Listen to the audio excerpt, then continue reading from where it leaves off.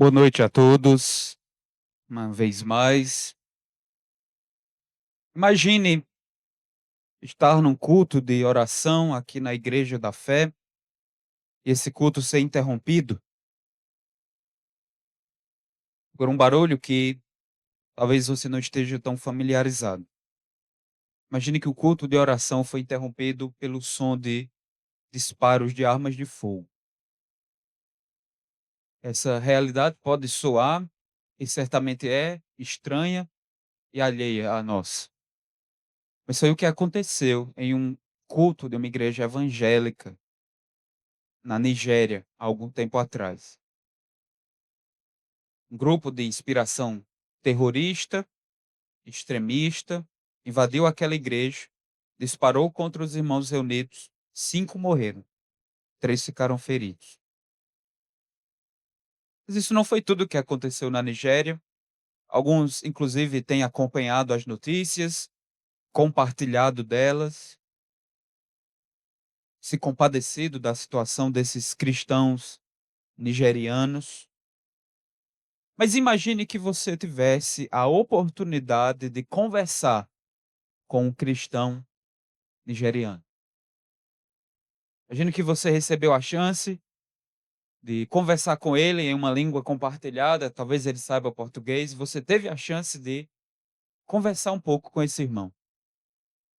Como é que você confortaria?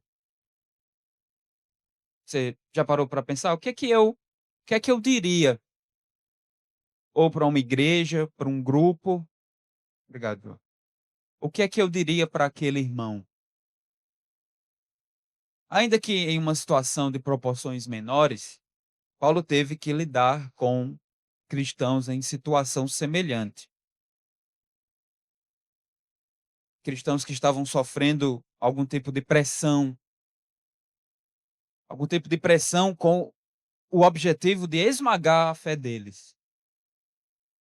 Tipo de pressão que poderia fazê-los voltar atrás, poderia fazê-los descrer em Cristo.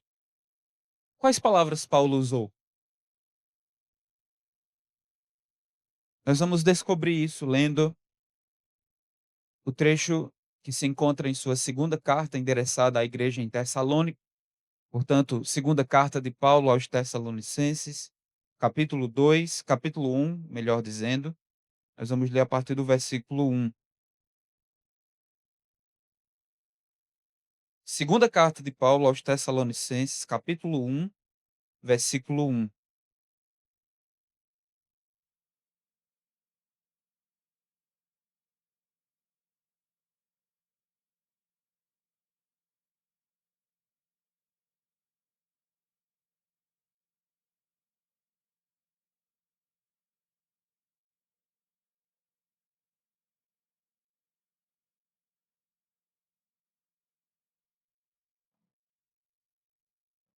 Trecho diz: Irmãos, aliás, Paulo, Silvano e Timóteo, à igreja dos Tessalonicenses, em Deus nosso Pai e no Senhor Jesus Cristo. Graça e paz a vós outros, da parte de Deus Pai e do Senhor Jesus Cristo. Irmãos, cumpre-nos dar sempre graças a Deus no tocante a vós outros, como é justo, pois a vossa fé cresce sobremaneira e o vosso mútuo amor de uns para com os outros vai aumentando, a tal ponto que nós mesmos nos gloriamos de vós nas igrejas de Deus, à vista da vossa constância e fé em todas as vossas perseguições e nas tribulações que suportais, sinal evidente do reto juízo de Deus, para que sejais considerados dignos do reino de Deus, pelo qual com efeito estáis sofrendo. Se de fato é justo para com Deus que ele dê em paga tribulação aos que vos atribulam, e a vós outros que sois atribulados, alívio, juntamente conosco, quando do céu se manifestar o Senhor Jesus, com os anjos do seu poder, em chama de fogo, tomando vingança contra os que não conhecem a Deus e contra os que não obedecem ao evangelho de nosso Senhor Jesus.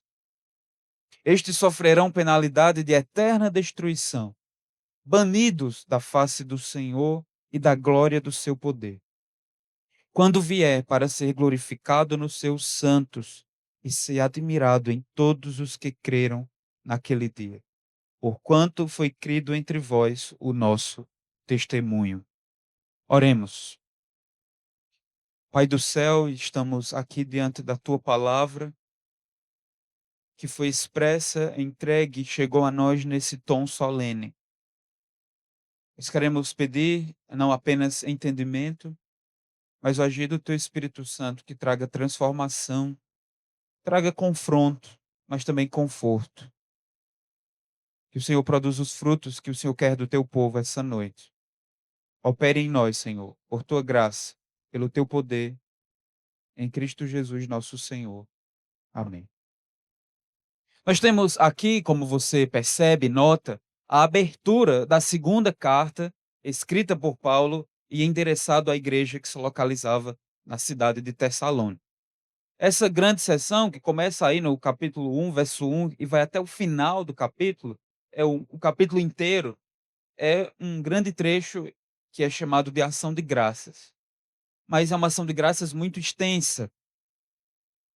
Especialmente, ela começa no versículo 3 e vai até o verso 12.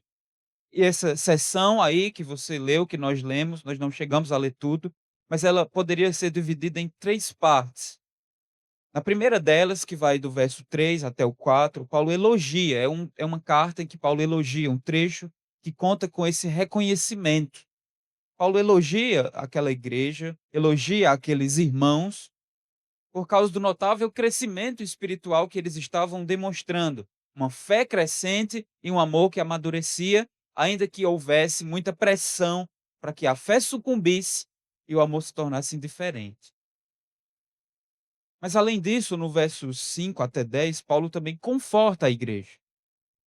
Ele conforta a igreja com a mensagem a respeito do justo, adequado e correto juízo de Deus.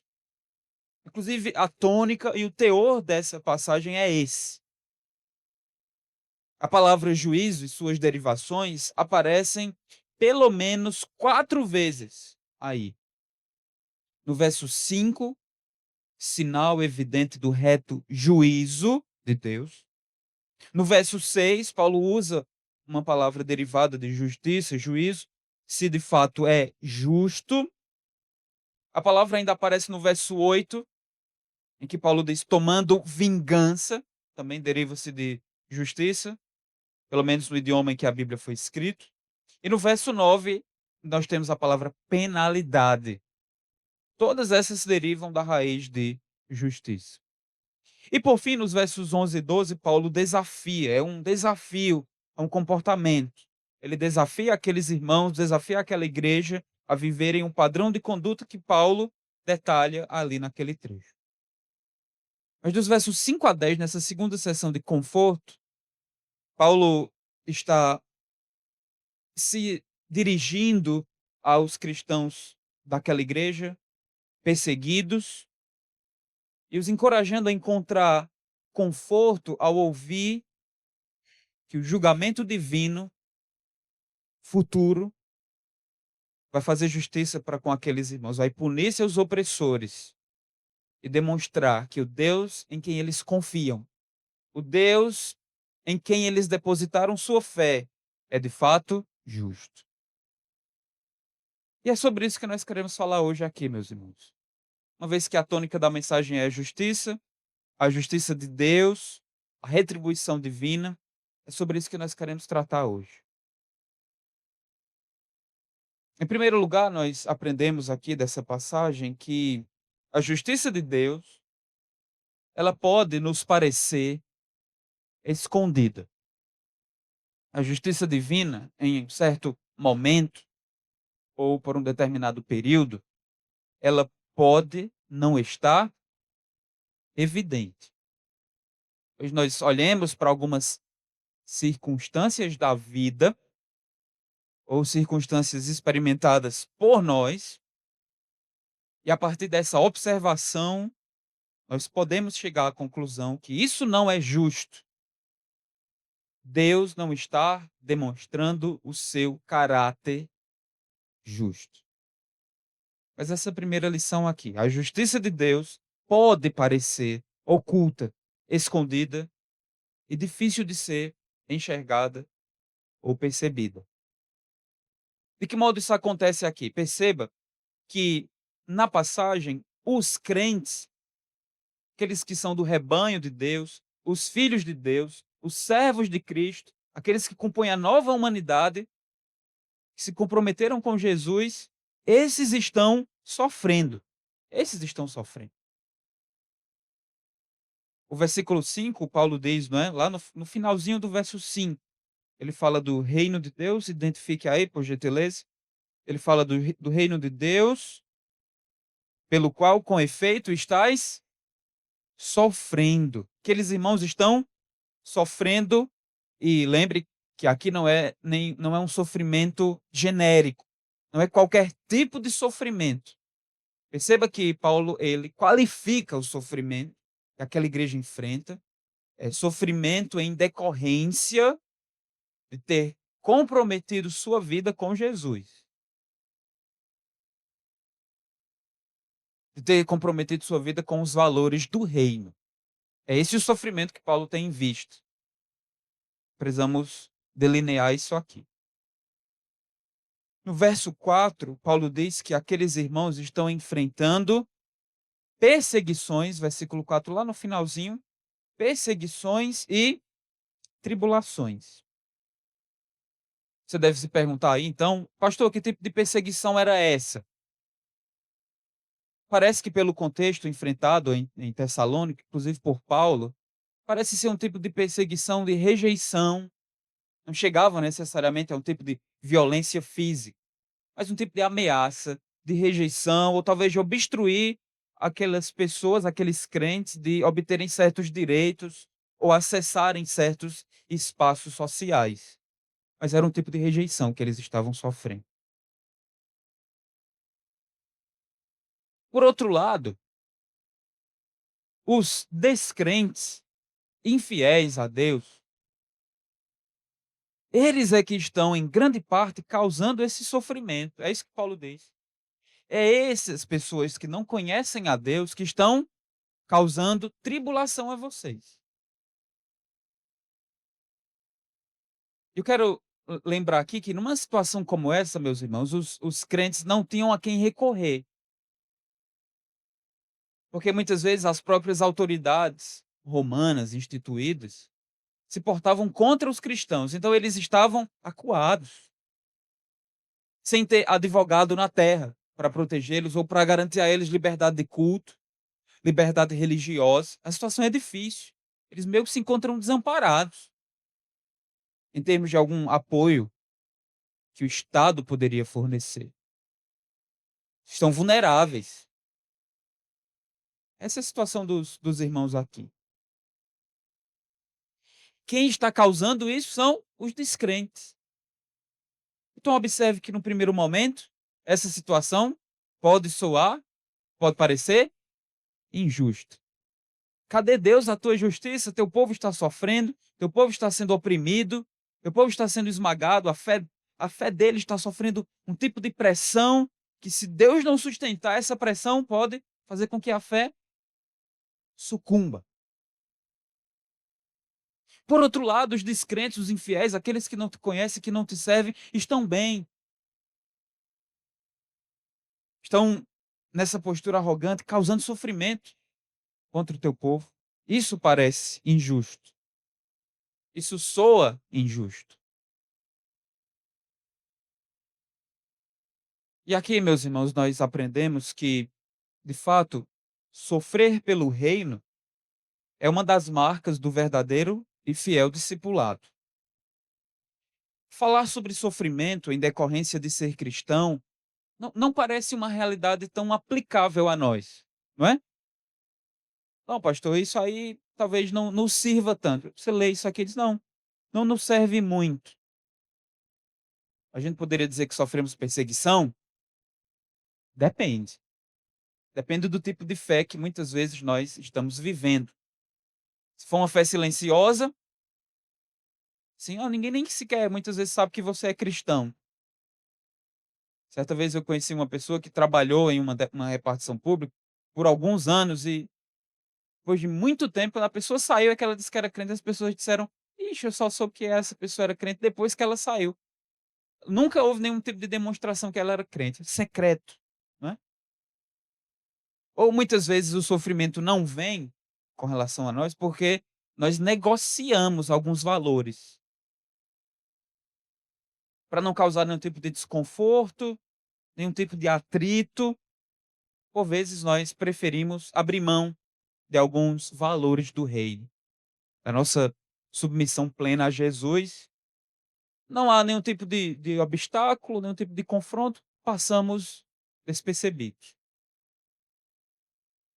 Mas é uma verdade atestada amplamente nas Escrituras, que o sofrer por Jesus é marca do verdadeiro e fiel discipulado.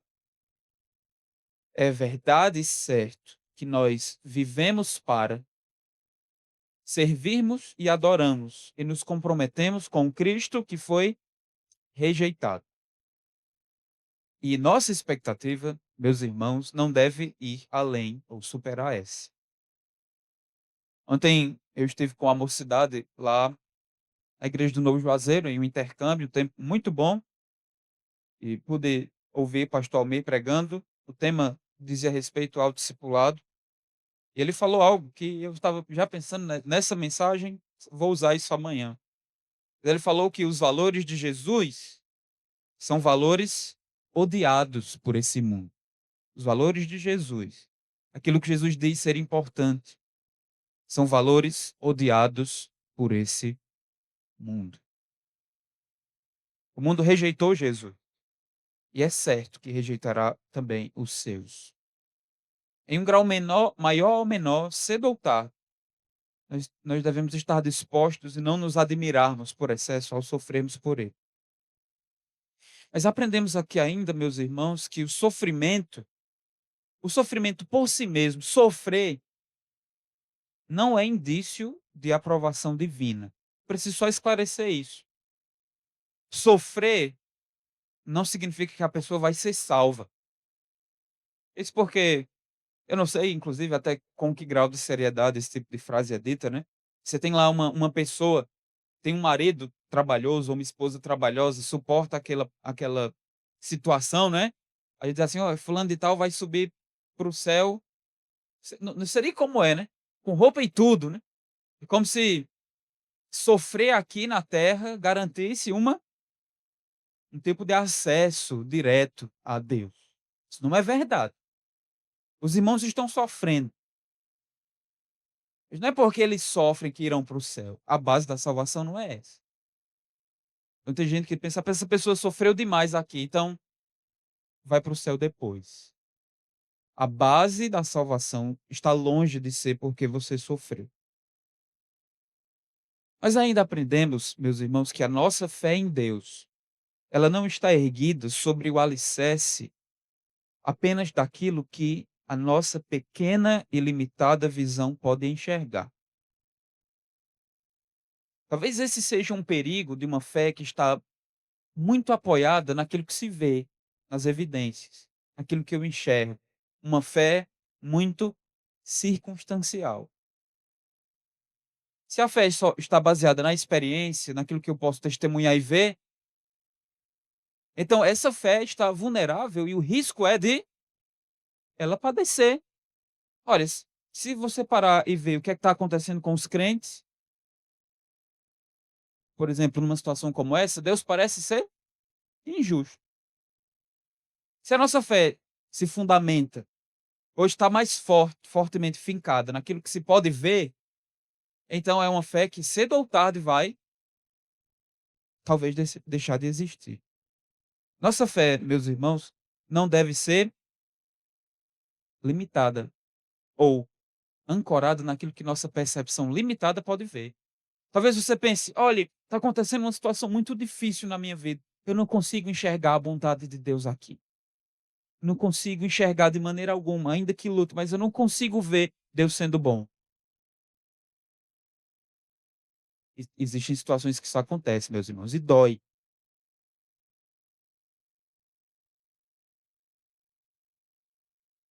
Mas será que o fato de nós não conseguirmos perceber a bondade de Deus significa que ele deixou de ser bom?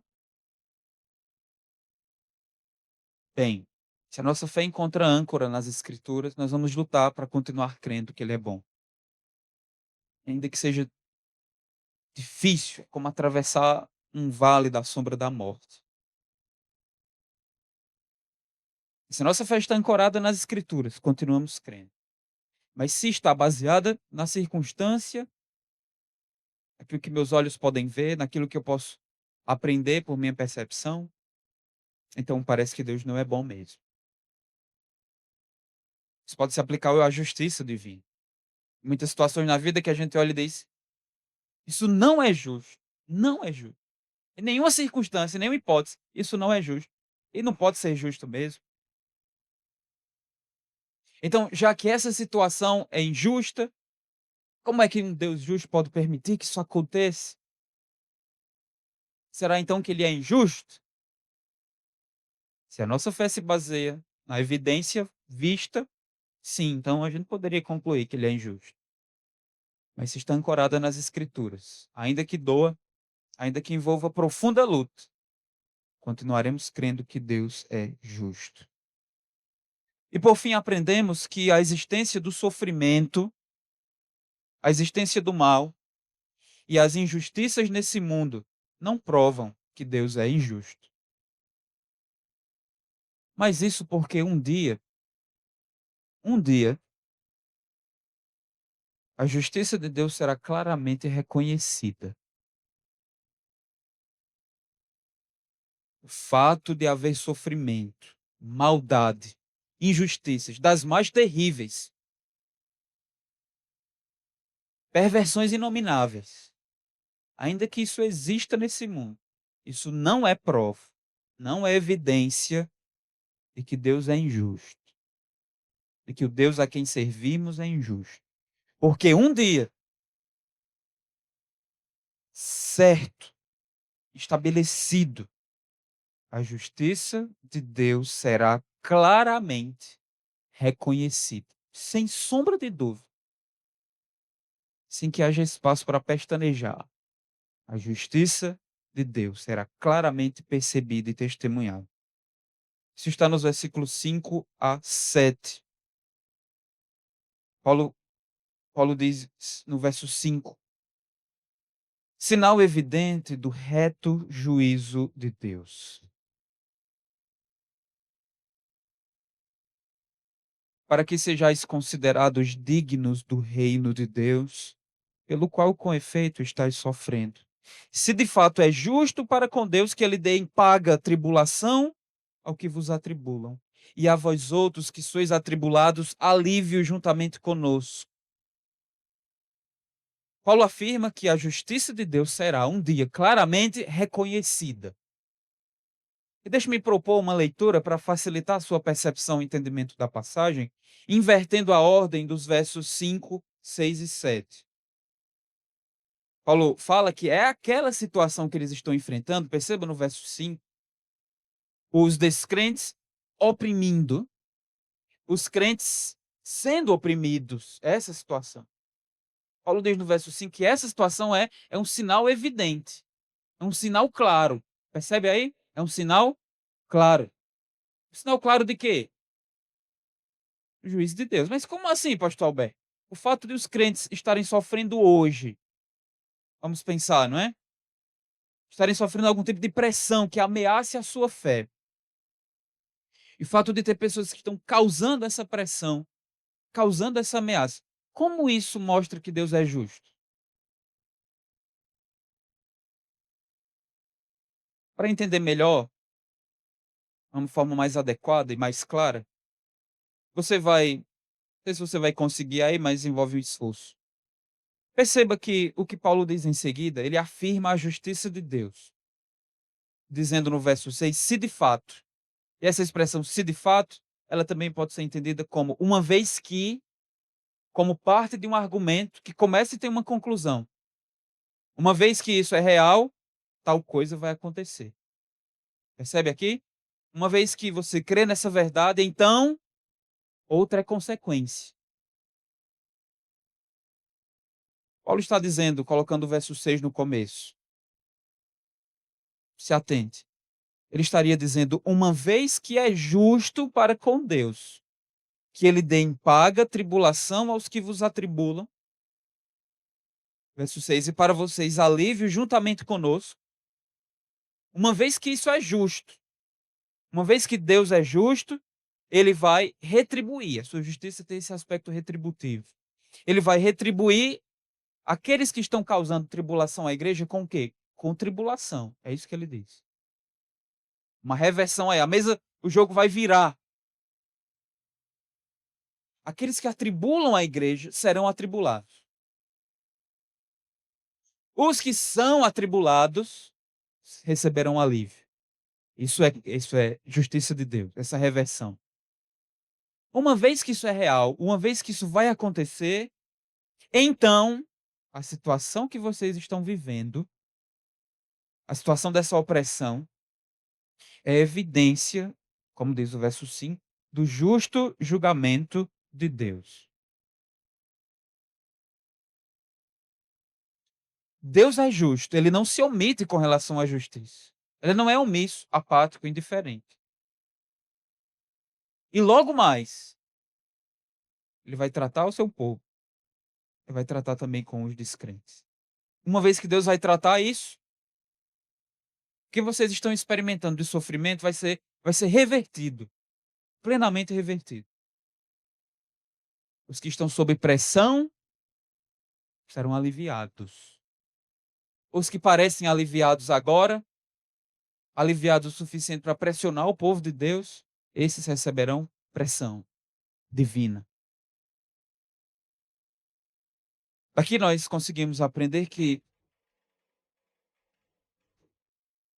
eu comecei falando de culto interrompido, né? Deu aí nisso aí.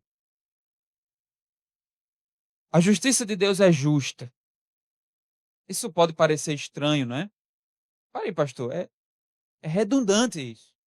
A justiça de Deus é justa. Mas isso não é redundante. Porque nós vivemos em uma situação em nosso país, e eu acho que isso independe de país, que muitas vezes a administração da justiça não é justa. Deveria ser no cenário ideal, mas muitas vezes não é isso que acontece. Ou é sempre um juiz pronuncia sentenças justas, sempre o judiciário emite declarações justas? Não, nem sempre. Isso nos causa revolta, nos causa indignação. Não pode ser. A população sempre fica clamando justiça, né? Queremos justiça. E parece que a expectativa é que não haja justiça daqueles que deveriam administrá-la. Mas com Deus não é assim. A administração, a execução da sua justiça é justa. No verso 6, Paulo usa uma expressão bem curiosa. Ele usa a expressão se de fato, ou uma vez que de fato, é justo para com Deus.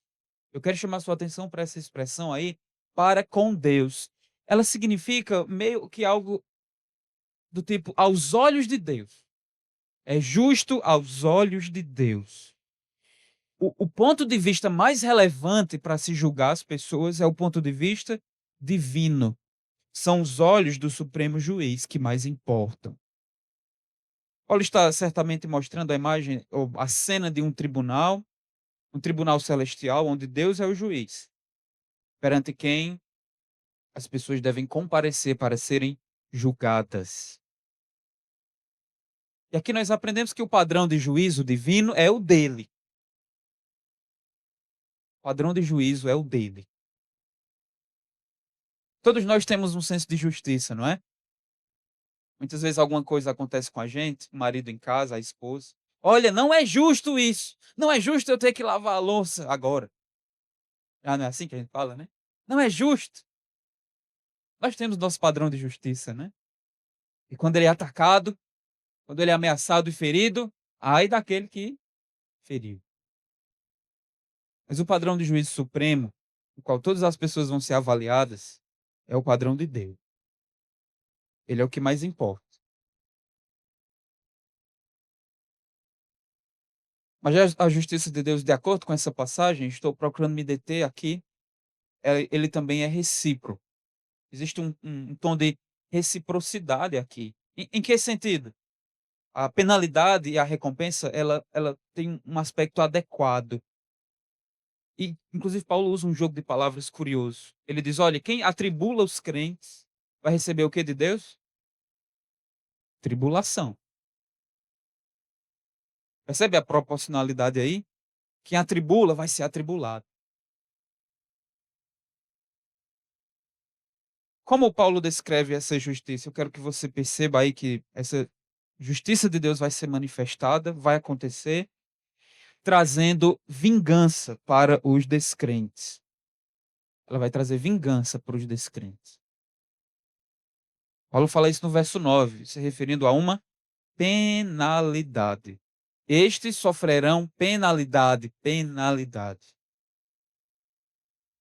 A ideia de penalidade tem a ver com uma pena justa, uma punição adequada, aplicada como resultado de uma avaliação de Deus do caso. Ele vai dosar bem adequadamente a pena. No verso 6 é dito que os descrentes vão receber tribulação. E aí Paulo fala isso de maneira geral, né? Não dá para entender exatamente o significado dessa tribulação, mas Paulo vai estendendo o significado desse juízo. Vai ampliando, aprofundando. Mas a primeira forma de Deus trazer vingança para os descrentes é: eles pareciam confortáveis, já não mais. Parecia ter uma vida aparentemente folgada, receberam a pressão divina. Mas no verso 9 é dito que eles sofrerão penalidade de destruição eterna.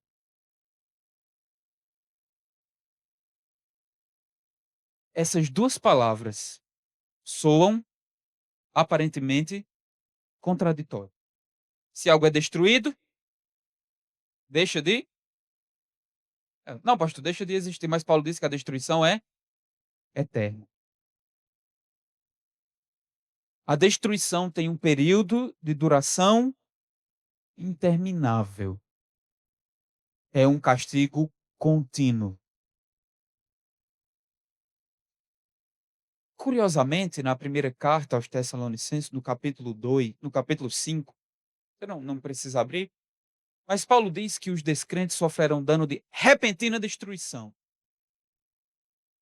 Ele usa a linguagem de uma mulher que está para dar à luz, ela não sabe quando as dores de parto vêm, embora possa se prever mais ou menos quando o filho chegará, mas a hora que as dores vêm é imprevisível. Como um ladrão à noite, não se sabe quando vem, a destruição é repentina, Paulo diz em 1 Tessalonicenses. Aqui ele diz que a destruição já não usa mais o termo repentino, mas usa o termo eterno, de duração sem fim. Eu lembro que certa vez, ainda quando estudava no colégio batista, adolescente, recebi um folheto evangelístico lá, não me lembro bem quem me deu, e eu li uma história da qual eu nunca mais esqueci, nunca mais, de tão marcante que era. Me fez ter uma noção, ainda que reduzida, da duração do julgamento de Deus para quem não conhece a Jesus. E a ilustração dizia mais ou menos assim: imagine que a um pequeno pardal fosse dada a missão de transportar o planeta Terra, bicada por bicada, até outro sistema solar. Aí você vai imaginar várias. Isso é impossível, né? Assim, o passarinho não pode, mas imagine que ele possa, certo? Ele vem aqui na Terra, ele tira um pedacinho de uma folha, aí leva lá para outra, aí deixa, aí volta, pega outra coisa. Só para sair é demorado, não é não? É demorado. A história dizia assim, aí terminava dizendo: pois quando esse passarinho tiver terminado a sua obra, o seu tempo na eternidade vai só ter começado. Imagine a noção de tempo, né? A destruição é eterna. Não tem fim, não tem fim. Existe uma corrente teológica que afirma que os descrentes, em algum momento, eles vão deixar de existir. E que o juízo de Deus vai ser com que a sua existência seja findada. O nome dessa corrente teológica é o aniquilacionismo. Não está tão distante de nós,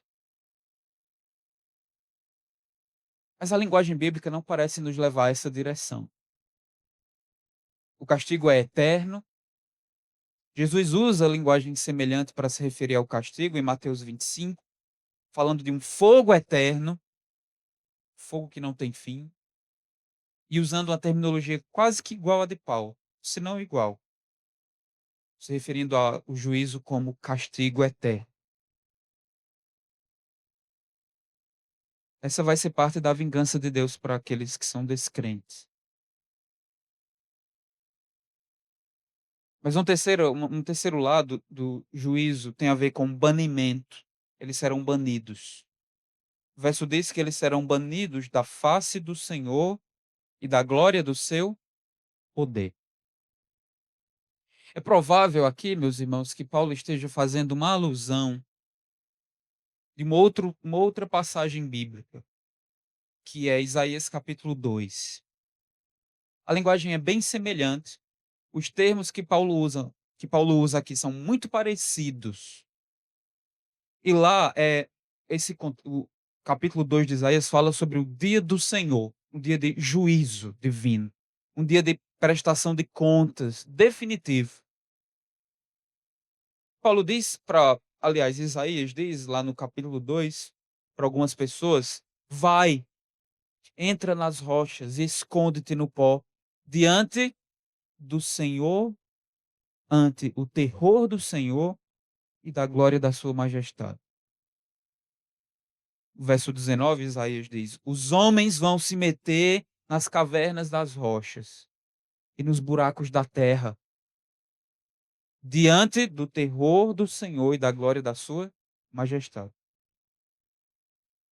E no verso 21, Isaías diz: eles vão se meter pelas fendas das rochas e pelas cavernas das penhas, diante do terror do Senhor e da glória da sua majestade, quando ele se levantar para espantar a terra. A linguagem é semelhante à de Paulo. Isaías fala de pessoas que se depararam com o juiz do universo e estão fugindo. Estão se escondendo dele, procurando brechas, procurando lugares para se esconder, procurando algum tipo de oportunidade de se evadir dessa terrível situação, desse dia de prestação de contas, dia em que só Deus será exaltado como juiz supremo de tudo. É curioso porque em Isaías o teu é de pessoas fugindo dele, pessoas se escondendo dele.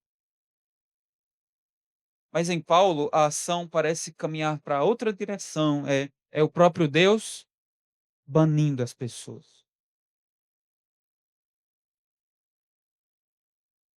Elas serão banidas da sua face, da sua presença amorosa. Meus irmãos, essa é a consequência definitiva do pecado. Eu já tenho falado isso tantas vezes. Mas o pecado traz distanciamento. O pecado traz lacunas infinitas. Só Deus pode romper. Mas lembra que quando Adão pecou, foi que Adão fez? Se escondeu. Adão fugiu. Adão não queria proximidade. Adão queria distância. Foi assim? Queria distância. E foi que Deus fez depois? Então vai para longe do jardim. Aquele lugar que Adão poderia desfrutar da maravilhosa comunhão com Deus, ele já não poderia ter mais acesso. Posteriormente, quando os israelitas pecaram na terra prometida, o que foi que Deus fez? Eles vão para o exílio, longe da terra em que meu templo está, longe da terra, distância. É isso que o pecado faz na vida de alguém. É isso que o pecado faz na nossa vida também, distanciamento. Nos leva para longe de Deus. É um duplo movimento. Isaías ressalta o fato de que os homens querem se esconder de Deus, correr para longe. E de fato, eu percebo que a vida de muita gente é assim, né? Se esquivando de Deus, deixando decisões para depois, adiando compromissos, fica para depois, agora não. Eu tenho tempo para tudo, mas para ler a Bíblia não tem. A vida é tão atarefada que não me sobra tempo para ouvir um tipo de estudo bíblico, não tem. E a pessoa vai esquivando, desviando. Fugiu tanto de Deus na vida, que no juízo final, não é a distância que você tanto buscou na vida, não foi a distância dele, então é a distância que você terá. Ou pelo menos alguns vão ter. Se a distância foi aquilo que você conheceu e vivenciou, então a distância é aquilo que você terá.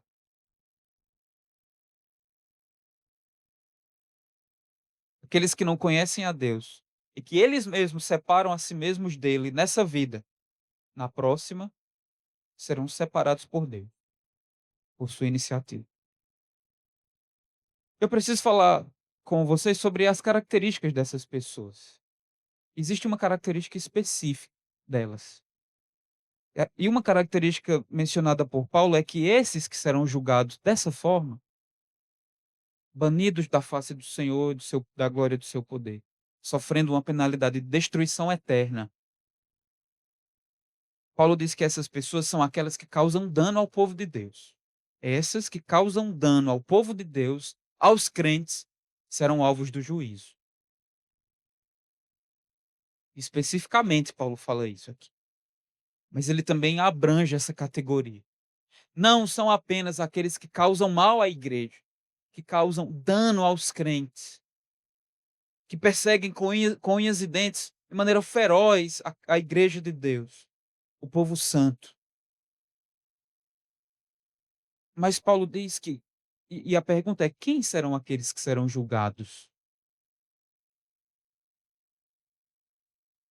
e punidos? No verso 8, Paulo dá duas características. As pessoas não conhecem a Deus e essas pessoas não obedecem o evangelho. Ou são pessoas que não conhecem a Deus e que também não obedecem o evangelho. Aqui, meus irmãos, a categoria do juízo é ampliada, não é? Não apenas aqueles que perseguem a igreja, mas porque não conhecem a Deus, não têm relacionamento algum com Ele e não obedeceram ao evangelho com contrição, com arrependimento e fé. Perceba que tem uma categoria maior aqui. Aqueles que não conhecem a Deus e aqueles que não obedeceram ao evangelho. Os descrentes estão aqui nessa categoria. Alguns desses que não conhecem a Deus, que não obedecem ao evangelho, manifestam esse conhecimento de Deus, manifestam essa desobediência ao evangelho, querendo atacar o povo santo. Mas alguns fazem isso, nem todos fazem. Alguém pode ser simpático com relação à igreja. Alguém pode achar que os crentes são gente boa demais. Olha, eles são bacanas. É agradável viver com esse povo. Eles são tão amigáveis. Recebe a gente tão bem. Não está causando mal à igreja. É boa praça. É bom pai de família, é bom pagador. Mas se não conhece a Deus, se não obedeceu ao evangelho com arrependimento genuíno, se não creu em Jesus, se não reconheceu Jesus como tesouro da vida, essa pessoa sofrerá penalidade de eterna destruição. Será banida da glória do Senhor, da face do Senhor, da glória do seu poder. Ainda que não se levante contra Deus com violência, mas talvez viveu a sua vida em indiferença apática.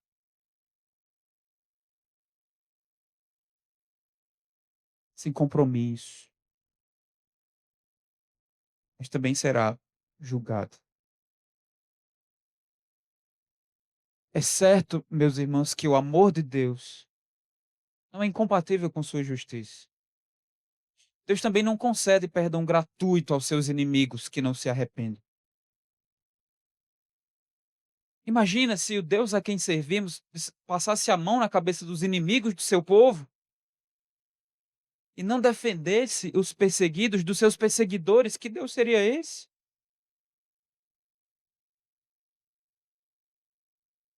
Como é que nós serviríamos a Deus sabendo que, olha, aquelas pessoas que causaram mal à igreja, que ofenderam a Deus, ergueram seus punhos de revolta. Já pensou se no final das contas Deus dissesse assim: tudo bem, não tem problema, isso seria terrível. Mas, meus irmãos, Deus não vai trazer apenas punição para os descrentes, Ele vai trazer alívio para os crentes, alívio para nós, seu povo. É isso que Paulo diz no verso 6.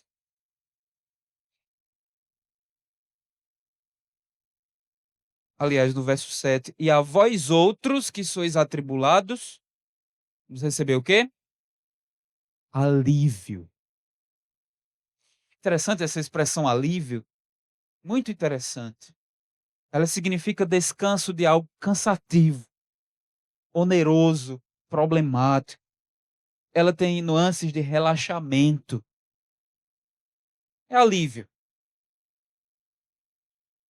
Em outras passagens bíblicas, essa palavra alívio, ela está em oposição a alguém com conflitos externos e temores internos.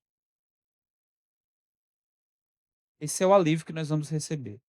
Faz parte. Ser aliviado de conflitos externos. Aí nós poderíamos dizer vários que a gente enfrenta, né? Conflitos externos, talvez com a família, com alguma pessoa, algum membro ali da família. Nós temos conflitos, por vezes, infelizmente, na igreja. E, e talvez mais comum, nós temos muitos temores internos, muitos medos. Talvez medo de pecar, medo talvez de perder alguém ou uma pessoa, ou a saúde. Tudo isso vai ser aliviado. Vamos receber alívio. Alívio também nas escrituras é o oposto de sobrecarga. Os crentes vão receber alívio. Os crentes vão participar da glória do Senhor Jesus. É isso que é dito no verso 10. Quando vier para ser glorificado por seus santos. Ainda que não haja detalhes, mas glória de Deus na Bíblia tem a ver com brilho divino associado à sua presença. Manifestação de Deus é algo glorioso. E glória nos escritos paulinos são associados à vergonha. É associada o contrário disso, não é? A desonra. Aquilo que é glorioso não é desonroso, é honroso. O retorno de Jesus, ou a sua manifestação, a gente vai falar daqui a pouco, ela é gloriosa. É certo que os crentes não estarão mais em vergonha, porque agora possuidores de um corpo novo, não decadente, isso é glória. No final das contas, vai ficar estampado para todos. Esse era o povo que estava com a verdade. Parecia que não, pareciam minorias, pareciam vulneráveis, mas não. Esse era o povo que estava com a verdade. Esse é verdadeiramente o povo de Deus. O retorno de Jesus vai ser o evento mais glorioso que você possa imaginar. Melhor do que qualquer formatura. Melhor do que o casamento mais de alguma pessoa assim, riquíssima, não é? É tudo glorioso isso. Mas eu sempre penso, mesmo que seja a melhor festa, melhor casamento, a melhor formatura, a mais gloriosa, mais cheia de pompa, brilho, luz, esse evento vai ser melhor, mais glorioso. E nós vamos participar disso. Os crentes vão participar disso. Paulo ainda diz no verso 10 que os crentes vão admirar o Senhor Jesus. Ele vai ser glorificado nos seus santos e admirado. No verso 10, ele vai ser admirado em todos os que creram. Esse vai ser um dia de admiração, vai ser um dia de maravilhamento. É semelhante àquela impressão, essa palavra que foi usada aqui por Paulo, aquela situação que Jesus acalmou a tempestade, as ondas cessaram e os apóstolos ali no barco, quando vinha aquilo, eles se maravilham.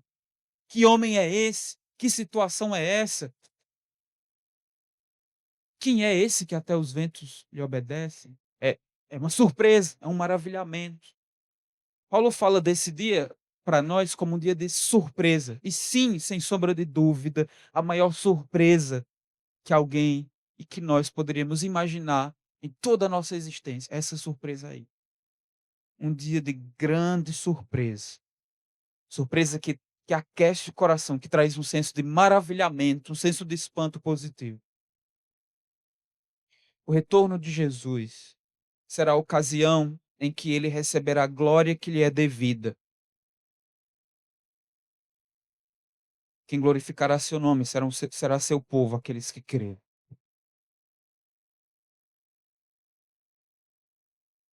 E assim nós vamos estar para sempre com Jesus, para sempre com Ele. Meus irmãos, parece que essas pessoas aqui dessa igreja, elas estavam com algum medo. Isso, em muitos momentos, tanto na primeira carta quanto nessa, fica evidente que aqueles irmãos estavam entendendo isso. Olha, Paulo, nós até entendemos que Jesus vai voltar, mas esse assunto nos causa algum tipo de temor. Eu diria, não é só essa igreja que quando lida com o juízo final, talvez fique um tanto, sim, um tanto atemorizado, ou um tanto atemorizado. Inclusive, Paulo tem que lidar com esse problema no capítulo 5. Olha, não fiquem com medo dos eventos do fim dos tempos, da consumação do século, do juízo final. Vocês são filhos do dia, filhos da luz. O dia do juízo não vai pegar vocês de surpresa, porque ele vai pegar de surpresa quem são das trevas, os que se embriagam, os que dormem, estão espiritualmente entorpecidos, moralmente corrompidos. Esses vão ser, esses têm razão para temer. Vocês não. Vocês são filhos do dia. Jesus morreu por vocês. Deus os escolheu. Não tem medo. E parece que Paulo tem que lidar com outro, ainda mais receio aqui.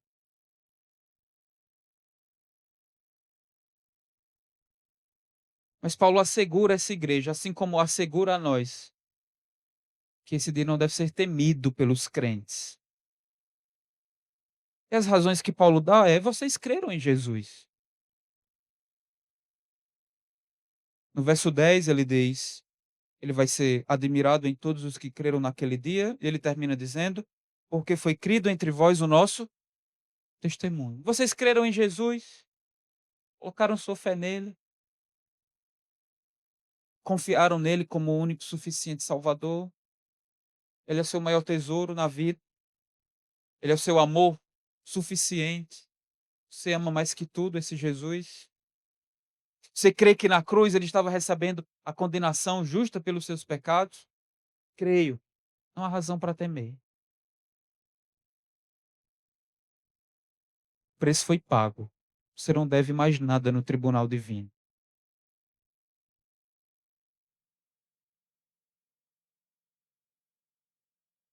E para finalizar, Paulo diz: olha, é como se Paulo estivesse dizendo: se você olhar muito para a sua força, ou talvez para a nossa capacidade de nos manter nos caminhos do Senhor até esse dia, existem razões para desespero mesmo. Nós olhamos para nós, sabemos muitas vezes que a nossa resolução não é tão firme, não é? Prometemos algumas coisas a Deus e descumprimos. Por vezes nos comprometemos com um padrão de santidade para depois de um tempo quebrá-lo. Nossa caminhada muitas vezes soa inconstante,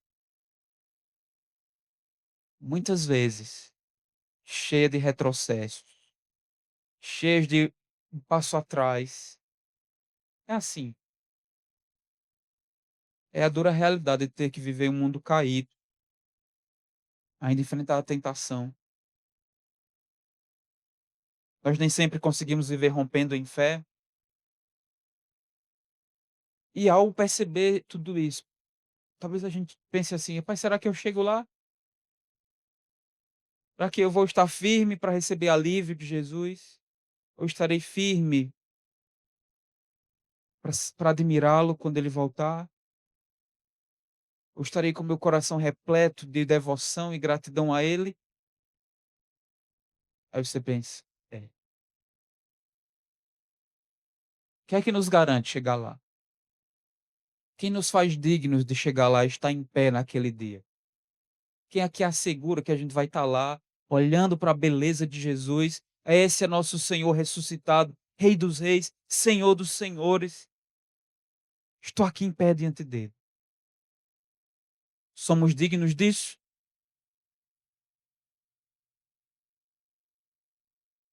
Não, ninguém é. Será que teremos capacidade para sustentar a fé até lá? Não, também ninguém tem. Quem é que nos vai fazer ficar em pé? Quem é que nos torna dignos de estar lá, glorificando e admirando a Jesus? A resposta está no verso 5.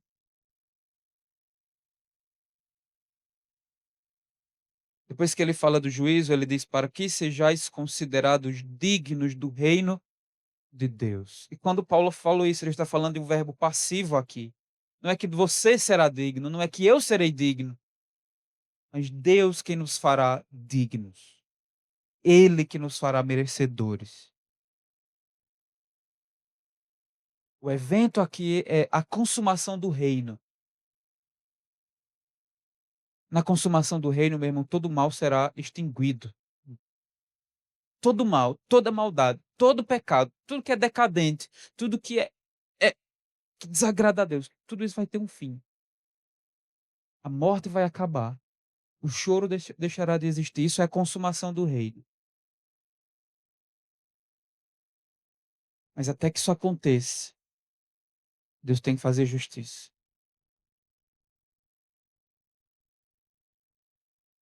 Eu termino essa mensagem lendo para vocês capítulo 2, verso 14 aí de Tessalonicenses.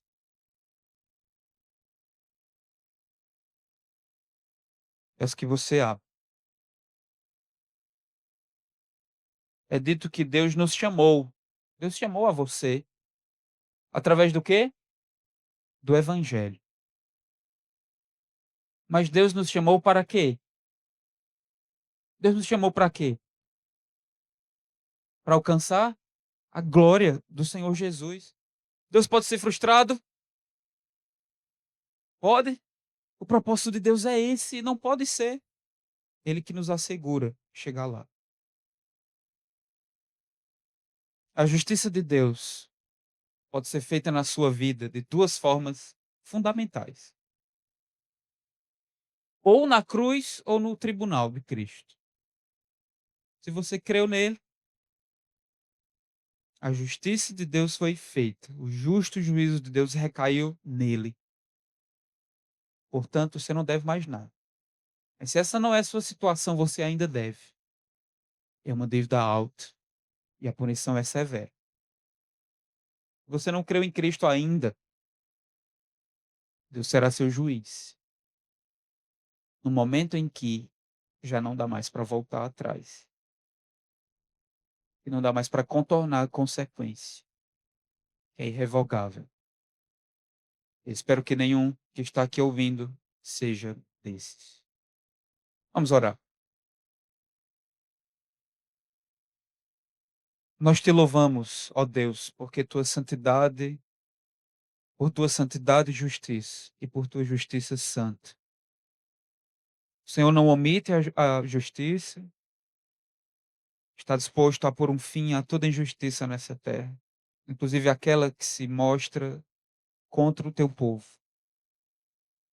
Nós te louvamos por teu compromisso de ser justo ao ter enviado o teu Filho, a fim de que as nossas ofensas, pecados e transgressões fossem devidamente pagas.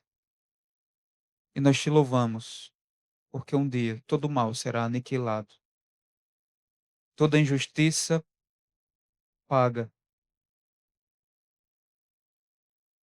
tudo aquilo que está desalinhado será por ti perfeitamente alinhado. Nós te louvamos por isso. Pedimos que o Senhor nos dê temor, temor aos nossos corações, amor por aqueles que ainda não te conhecem.